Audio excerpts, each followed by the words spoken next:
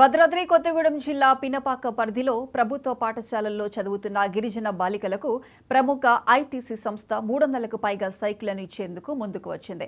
ఇందులో భాగంగా Manuguru ZP high school, Aswapuram మండలంలోని విద్యార్థినులకు ఎమ్మెల్యే పాయం వెంకటేశ్వర్లు సైకిళ్లను పంపిణీ చేశారు.